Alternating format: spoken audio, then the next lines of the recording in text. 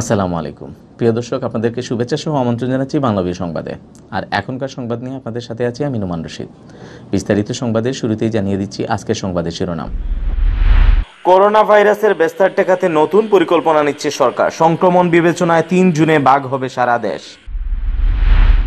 প্রায় ২.৫ মাস পর সিলেটের সাথে সারা দেশের দূরপাল্লার বাস চলাচল শুরু। বাসের ভেতর শারীরিক দূরত্ব নিশ্চিত হলেও মানা হচ্ছে না স্বাস্থ্যবিধি।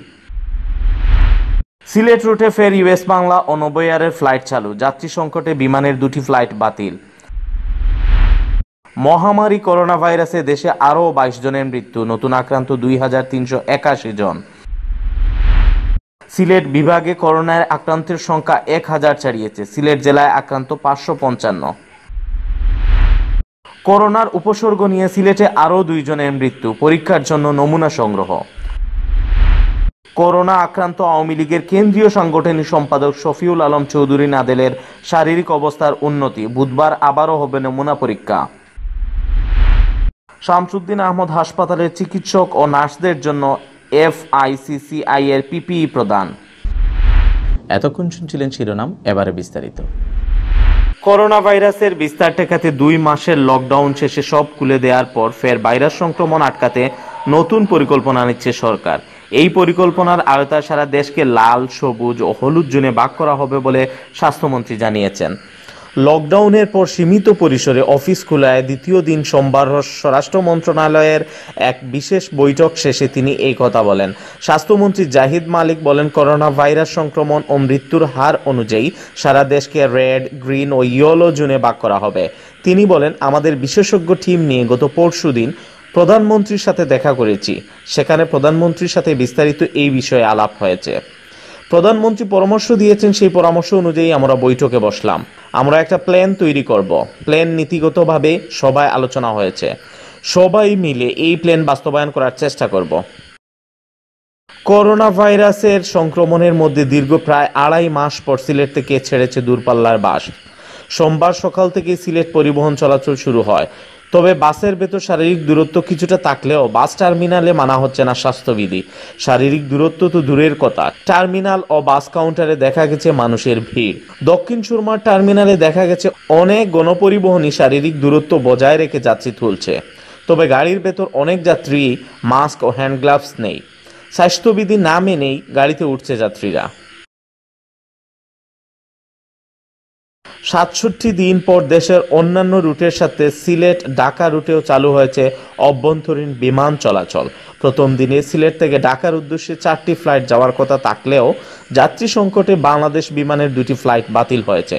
তবে নির্ধারিত সময়ে প্রায় ৭৫ ভাগ যাত্রী নিয়ে উড়েছে ইউএস বাংলা এয়ারলাইন্স ও নভোএয়ারের 2টি ফ্লাইট। দুপুর ১:১টায় ৩০ জন যাত্রী নিয়ে ঢাকা থেকে সিলেটে আসে নভোএয়ারের ফ্লাইটটি। পরে ১:৩০ মিনিটে ৩৩ জন যাত্রী নিয়ে ঢাকার উদ্দেশ্যে রওনা হয়। সরকারি নির্দেশনা অনুযায়ী এই ফ্লাইটে ৫১ জন যাত্রী নেওয়ার অনুমতি থাকলেও প্রায় ৭৫% যাত্রী নিয়ে ঢাকায় যায় বিমানটি।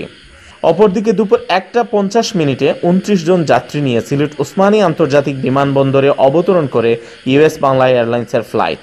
পরে ৪০ জন যাত্রী নিয়ে ২:১০ মিনিটে ঢাকার উদ্দেশ্যে ছেড়ে যায়। সরকারি নির্দেশনা অনুযায়ী ইউএস বাংলার এই ফ্লাইটে ৫৭ জন যাত্রী নেওয়ার অনুমতি থাকলেও প্রায় ৮০% যাত্রী নিয়েই ঢাকায় যায় বিমানটি। তবে সকালে বিমান বাংলাদেশ এয়ারলাইন্সের 2টি ফ্লাইট যাত্রী সংকটে বাতিল হয়। এদিকে পর্যাপ্ত স্বাস্থ্যবিধি মেনেই প্রথম দিন সিলেটে উড়েছে ফ্লাইটগুলো। এয়ারলাইন্সগুলোর পক্ষ থেকে যাত্রীদের সরবরাহ করা হয়েছে গ্লাভস, মাস্ক সহ সুরক্ষা সামগ্রী। মহামারী করোনা ভাইরাসে আক্রান্ত হয়ে দেশে গত ২৪ ঘন্টায় আরও ২২ জনের মৃত্যু হয়েছে। ফলে ভাইরাসটিতে মৃতের সংখ্যা দাঁড়ালো ৬৭২ জনে। একই সময়ে করোনা আক্রান্ত হিসাবে শনাক্ত হয়েছেন ২,৩৮১ জন। সোমবার দুপুরে স্বাস্থ্য অধিদপ্তরের করোনা ভাইরাস বিষয়ক নিয়মিত হেলথ বুলেটিনে এই তথ্য জানানো হয়। অধিদপ্তরের অতিরিক্ত মহাপরিচালক অধ্যাপক ডক্টর নাসিমা সুলতানা বুলেটিন উপস্থাপনা করেন। তিনি জানান, করোনা ভাইরাস শনাক্তে গত ২৪ ঘন্টায় আরও ১৩,১০৪টি নমুনা সংগ্রহ করা হয়। পরীক্ষা করা হয় ১১,৪৩৯টি। নতুন নমুনা পরীক্ষায় করোনার উপস্থিত পাওয়া গেছে আরও ২,৩৮১ জনের দেহে। ফলে দেশে মোট আক্রান্ত হয়েছেন ৪৯,৫৩৪ জন। আক্রান্তদের মধ্যে মৃত্যু হয়েছে আরও ২২ জনের। ফলে মৃতের সংখ্যা দাঁড়ালো 472 জনে। গত 24 ঘন্টায় সুস্থ হয়েছেন আরও 816 জন। এ নিয়ে সুস্থ হয়ে ওঠা রোগীর সংখ্যা দাঁড়ালো 10,597 জনে। গত 24 ঘন্টায় সুস্থ হয়েছেন 816 জন। এ পর্যন্ত সুস্থ 10,597 জন। শনাক্ত বিবেচনায় সুস্থতার হার 21.39%। গত 24 ঘন্টায় মৃত্যুবরণ করেছেন 22 জন। এ পর্যন্ত মৃত্যুবরণ করলেন 672 জন। সিলেট বিভাগে করোনা আক্রান্তের সংখ্যা 1000 ছাড়িয়েছে। বিভাগের 4 জেলায় এখন আক্রান্তের সংখ্যা 1040 জন। এর মধ্যে সবচেয়ে বেশি আক্রান্ত সিলেট জেলায়। রোববার পর্যন্ত সিলেটে আক্রান্ত ছিলেন 555 জন। এছাড়া বাকি 3 জেলার মধ্যে সুনামগঞ্জ 165 জন, হবিগঞ্জে 192 জন ও মৌলভীবাজারে 128 জন। সিলেটের শহীদ শামসুদ্দিন আহমদ হাসপাতালে ভর্তি আছেন 62 জন। এর মধ্যে 51 জন করোনা আক্রান্ত ও বাকি 11 জন ভর্তি হয়েছেন উপসর্গ নিয়ে। এখনও তাদের নমুনা পরীক্ষার ফলাফল পাওয়া যায়নি। করোনা সংক্রমণ বৃদ্ধি পাওয়ায় 3-4 দিনের মধ্যে 100 শয্যার এই হাসপাতালের সকল সিট রোগীতে পূর্ণ হয়ে যাওয়ার আশঙ্কা করেছেন সংশ্লিষ্টরা। এরপর থেকে রোগীদের অন্য কোনো হাসপাতালে ভর্তি করতে হবে। এর জন্য নর্থ ইস্ট মেডিকেল কলেজ হাসপাতাল অধিগ্রহণের উদ্যোগ নেওয়া হয়েছে। করোনার উপসর্গ নিয়ে সিলেটে আরও 2 জনের মৃত্যু হয়েছে। তারা দুজনই সিলেটের করোনা হাসপাতাল হিসেবে পরিচিত ডক্টর শহীদ শামসুদ্দিন আহমদ হাসপাতালে চিকিৎসাধীন ছিলেন।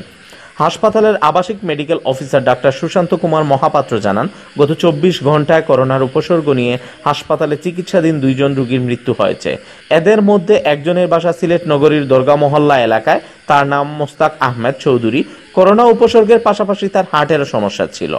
অপরজন হলেন হবিগঞ্জের নবীগঞ্জ উপজেলার মুহিত আহমদ। পরীক্ষার জন্য তাদের 2 জনের নমুনা সংগ্রহ করা হয়েছে বলে জানান ডাক্তার সুশান্ত কুমার মহাপাত্র। করোনা আক্রান্ত আওয়ামী লীগের কেন্দ্রীয় সাংগঠনিক সম্পাদক শফিউল আলম চৌধুরী নাদেলের শারীরিক অবস্থার উন্নতির দিকে। বুধবার তিনি আবারও করোনা ভাইরাস পরীক্ষা করাবেন। নাদেল জানান, বর্তমানে তার শারীরিক অবস্থা ভালো, জ্বর ও শ্বাসকষ্ট নেই।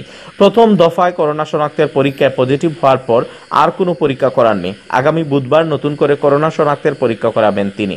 শরীরের জ্বর থাকায় বাংলাদেশ ক্রিকেট বোর্ডের পরিচালক শফিউল আলম নাদেল ওসমানী মেডিকেল কলেজের ল্যাবে নমুনা প্রদান করেন। সেখানে পরীক্ষার পর গত 21 মে তার রিপোর্ট পজিটিভ আসে। এরপর থেকে তিনি নিজ বাসাতেই আইসোলেশনে আছেন। সিলেটে করোনা চিকিৎসায় বিশেষায়িত শহীদ শামসুদ্দিন আহমদ হাসপাতালের চিকিৎসক ও নার্সদের জন্য উন্নত মানের পিপিই দিয়েছে বাংলাদেশে বিদেশি বিনিয়োগকারী শীর্ষ সংগঠন the foreign investors chamber of commerce and industry FICCI। সোমবার সংগঠনের পক্ষ থেকে বারাকা গ্রুপের chairman Faisal Ahmed Chowdhury Osmani medical college হাসপাতালের পরিচালক ব্রিগেডিয়ার জেনারেল ইউনুসুর রহমানের হাতে এসব পিপিই হস্তান্তর করেন।